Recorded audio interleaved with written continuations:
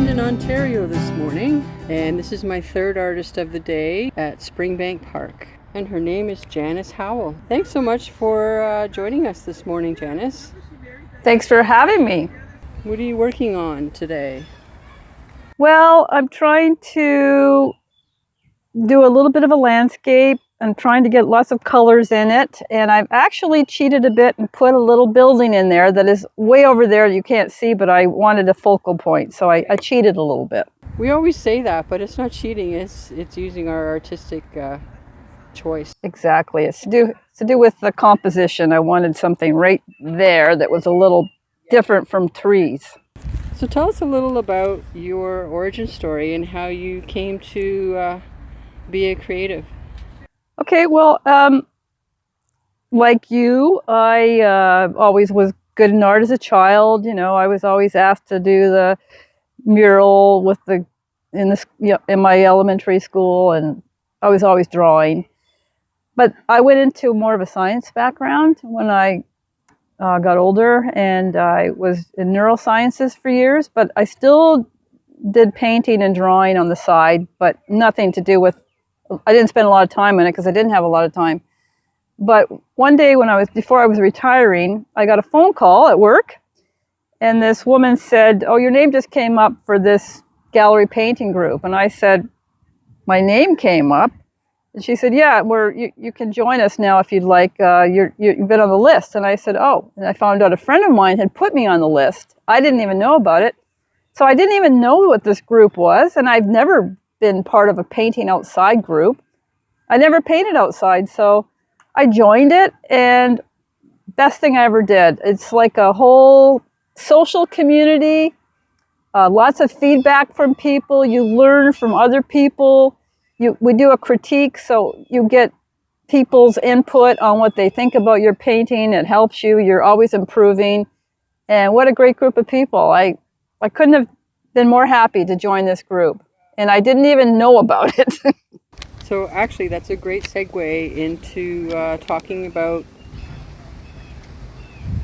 tips and ideas that you would suggest to emerging artists. And of course, one of them that you mentioned is to join groups. Oh, it makes such a difference. I'm not good at promoting myself. When you're in a group, and I'm actually in another small group, 4 of us called the Shady Artists. So when you're in a group, suddenly I'm in 5 shows in a year. And suddenly I'm selling, up to 30 paintings a year. How does that happen? It's because I'm in all these groups now. I've had my paintings in the newspaper quite a bit, and it's only because I joined this group. And we help each other, we promote each other. We have shows, it gets lots of publicity. And otherwise, if I didn't join the group, I probably wouldn't be selling at all. So it really made a big difference. Yeah. Do you feel there's something that compels you to be a visual artist? That's an interesting question. Yeah, I think it's the urge to create. You always you have ideas and you want to express them and you want to try different things. And that's what kept me going through COVID.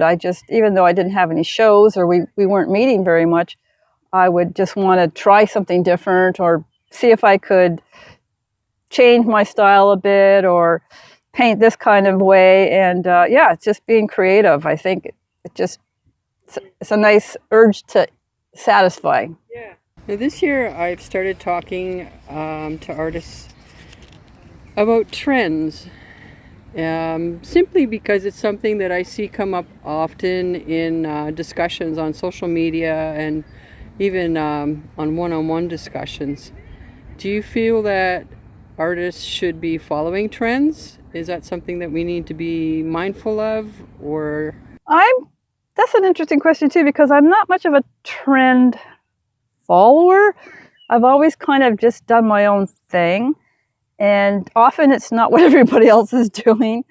So I think there are trends, and maybe for a while abstract is trend. I mean, in that respect, yes, I think I've tried some of that. But I don't necessarily personally follow trends because I just want to do something different. And what happens to me is I'll be looking online, or I'll be in a magazine and I'll see certain art and I'll think, oh, that's great. I love that. I'm going to try something like that. Yeah. So that's how I get inspired more than by trends. I mean, you're right. There probably are trends that come and go, but I don't think I'm personally that influenced by them. Were there any particular barriers or challenges that you had to overcome? I guess the main challenge I personally had to overcome was my husband and I have a small house, and when I first started doing this, the dining room was getting kind of crowded, and there was an irritation from my husband saying, you can't keep leaving this stuff in here, you can't put this art here, you can't do this. And in the summertime, I would do it out in the back. And I thought, well, what am I going to do? I mean, he said, why don't you get a studio? And I thought, well, I don't really want to pay money. It's not like I'm making a lot of money. And then we had this little dinky spare bedroom upstairs. And I said, well, I suppose I could use that, but it's such a dark, dingy room. So he said, okay, tell you what, I'm going to get 2 big skylights installed. And that little awful room became this wonderful, bright room. So that was my challenge. I finally found some space that I could use, and it's worked out really well. I mean, I love it. I'm up there for hours at a time, and it's just my own little space, and that made a huge difference. I can tell you some stories about things that have happened to me as an artist that were really gratifying, that really kind of made a difference. Would you like me to tell you just a brief story?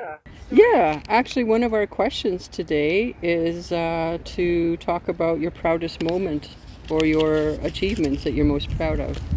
Well, last time I had a show with the Shady Artists, I painted 2 things in the city. One was a little restaurant called the Bag Lady. It's like a retro place. It's really, really cool place. And I painted her building. And at the same time, I went to the market, and there's a place there owned by a local woman, and it's called the Tea House. And I painted that also. And those people knew that I was painting their places. So they separately came to the show with their family.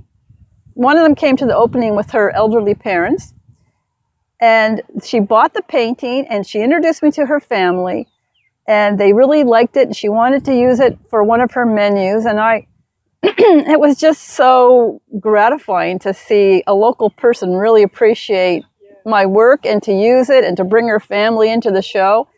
And the other one with the tea house, she brought her daughter in, and she put me on Instagram, and she really also just loved my painting. She bought it, and that's what makes it really special, when things like that happen. And then I know those 2 people now. If I see them, hi, how are you doing? One actually turned out she lived in my neighborhood. Tips for emerging artists. Well, I think sometimes for plein air artists, people get maybe too much hung up on painting exactly what they see.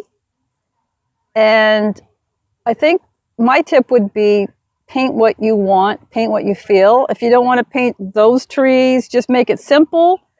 Like I said, I put a building here that is really way over there somewhere, but I wanted it in my painting. Just paint what you feel, and don't get caught up in all the details and getting everything in there or making it look exactly like it is, because it's really your interpretation. So that would be my advice. Just go with the flow. So for emerging artists who are just starting out in the art world, is there, besides we talked about joining groups and being flexible with the artwork, what other things have helped you along in your journey? Well, because I'm in a group, I guess I was lucky to get advice from other people. I was lucky to get exposure to other people. I mean, some people watch videos on YouTube, and that's a great way to learn or see other people's work. And some people just learn from other people's art. But I think, yeah, just experimenting, trying new things, having people getting influenced by other artists. What's another good thing for? Don't be afraid to try things. Don't be afraid. Go for it. And if it doesn't work out, oh well, you can do another one. Yeah, I like to try new mediums and new techniques and new whatever, yeah. Yes, definitely. Something I haven't asked anyone else yet this year that actually occurred to me on the drive up here is the mystery behind what artists do all day. Well, that's interesting. The mystery behind what artists do all day. Do you mean when they're not painting, or when they? Is that what you mean? Yeah, I find being an artist is not just it's not a job, it's a lifestyle. True. And so it starts from the moment I wake up to the moment I go to sleep. And sometimes while I'm sleeping, I'll be painting in my dream. Yes, I know what you mean. Or if you're driving down the highway, you look and you go, oh, that'd be great to paint. Yeah. Oh, I'd like to paint that scene. Yeah. Or if you're out in the backyard, you think, oh, those shadows. Yep. I'd like to try those shadows. Or that color of the way the light hits, that looks great. Yeah. No, I know what you mean. You're thinking like that a lot. Yeah. Yeah, because you get inspiration from all kinds of places. So the other two ladies that we interviewed today, I didn't really ask them, but I'm going to ask you, Janice, to talk a little bit about the group that you have here in London, the Plein Air group. Okay, I'd love to talk about that group. There's actually a large number of people in it, but when we go out to a paint out, which is a setting where we're all painting together, there's usually maybe 12 people on average. And typically, not during COVID, we have a schedule for a couple months where you're Tuesdays and Saturdays at 9:30 in the morning, you meet here at this farm out in Ilderton or something, or you go to some church in St. Thomas, or you go to somebody's backyard who has lilies or something, and you meet there and you paint for a couple hours, and sometimes we all have lunch after, sometimes not, depends on where we are. But we all look at each other's paintings. We all learn from each other. And as I said, the best part, believe it or not, is the critique, where we all line up our paintings and one person sort of leads the critique and everybody gets some feedback on their painting. And during COVID, since we haven't been meeting, I've been missing that feedback. Like, I want to know what I'm doing that I could improve this, or what I've done that's distracting people. You can do a painting and somebody says, what the heck is that there, Janice? And I'm thinking, oh, I guess that wasn't too clear, and I had no idea. You get lots of good feedback that way. So it's a really great group. We do have a show once a year. We may not have a show this year. We didn't last year because of COVID, but and we all plan together for that show. I put on workshops. I'm the workshop person. I put on 2 workshops a year, which means I get someone who's an experienced artist to give us a workshop. That's the main thing about this group. And then, as I said before, I've got so many good friends from this group. It's a wonderful social event. So over the years, how has your creative practice evolved?